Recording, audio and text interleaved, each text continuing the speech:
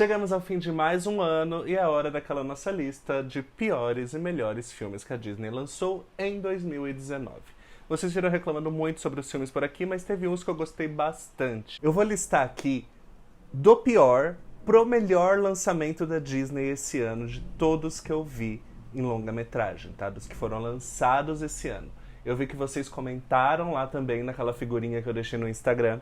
Então fiquem por aí, porque eu vou falar até o final do vídeo quais foram os filmes escolhidos por vocês como os melhores que a Disney lançou em 2019. Vem comigo!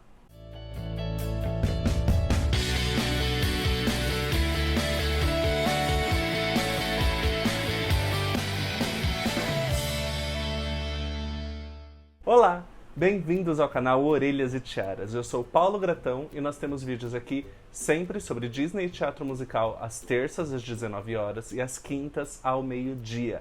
Se você gosta desse tipo de assunto, já se inscreve aqui no canal, já deixa seu like e ativa o sininho para receber sempre as nossas notificações. Além desse canal, eu tenho uma página lá no Instagram, @orelhasetiaras, onde eu interajo mais com vocês, faço enquetes como a que a gente vai revelar aqui hoje e também coloco notícias mais quentes, assim, por exemplo, cartazes de filmes, anúncios de peça. Então, para você ficar por dentro de tudo que tá rolando, me segue lá também. Bom, agora, sem enrolação, esse ano eu assisti a 9 lançamentos da Disney, desde o Wi-Fi Ralph, que foi lançado aqui esse ano, então eu vou contar como lançamento brasileiro, né? E Frozen 2, que já lançou lá fora, eu já assisti, mas o lançamento no Brasil é só 2020, então ele vai estar na lista de 2019 e 2020, porque eu não sou obrigado. E eu vou fazer dessa forma, vou começar falando os filmes que eu mais gostei e terminar com os que eu menos gostei, tá? O filme que eu mais gostei dos 9 que eu assisti, que a Disney lançou esse ano, foi Frozen 2. E assim, eu sei que a maior parte de vocês ainda não viram, então eu não vou dar spoiler, mas eu já fiz uma review que eu vou deixar aqui no card pra vocês assistirem.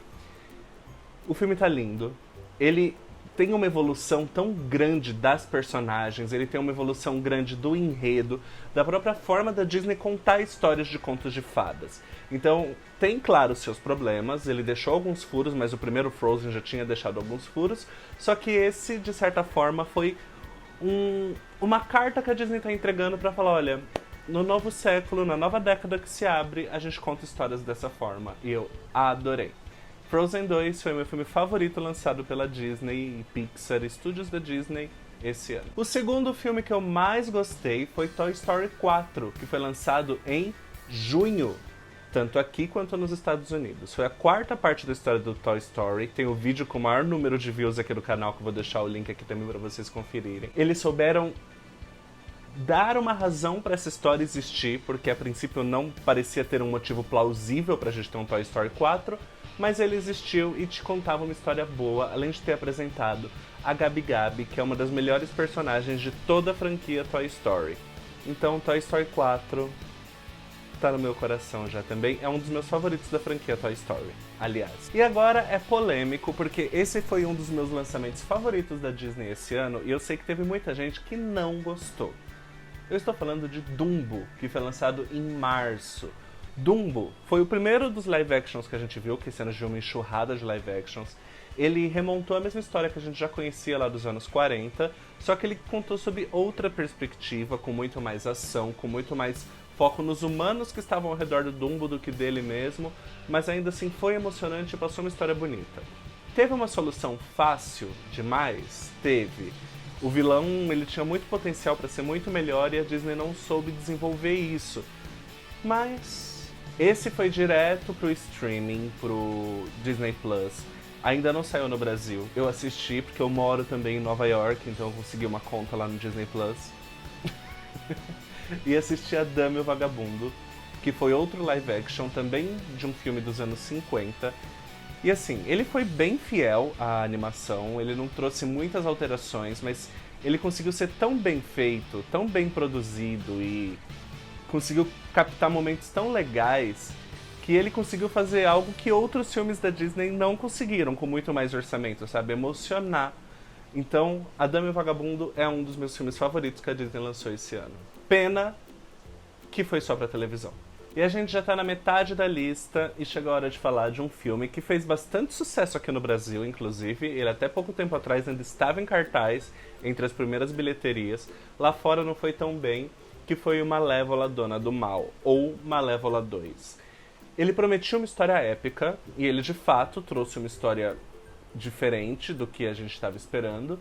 Um pouco ousada até, tipo, uns passos da Disney assim numa jornada Marvel, mas trouxe a Angelina Jolie de Malévola de novo, e só isso já é maravilhoso. As 3 protagonistas do filme estão incríveis, o cenário tá incrível, as cenas de ação estão incríveis.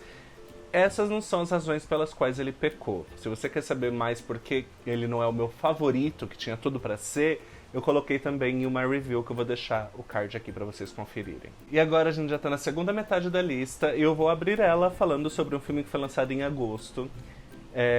Pro Disney Channel, que foi o Descendentes 3. O filme ele tava envolto em muita polêmica, assim, até numa questão mais emocional, porque dias antes do lançamento do filme, o ator Cameron Boyce, que dava vida ao Carlos, filho da Cruella, faleceu. E o filme foi o melhor dos 3. Foi o melhor da franquia Descendentes. Descendentes começou com um filme bem ruim, aí teve um segundo que foi mediano, e um terceiro que foi muito bom, ainda com orçamento de TV, ainda com efeitos especiais questionáveis, mas a história era muito melhor. Eu também fiz uma review sobre esse filme e vou deixar aqui pra vocês conferirem. E agora eu acho que a gente já pode falar dos 3 piores filmes do ano, né? É até complicado falar isso, porque tem alguns aí que tem um mérito, pelo menos, outros nem tanto, mas é a vida. Aladdin é o que abre essa minha listinha de piores do ano. Por quê?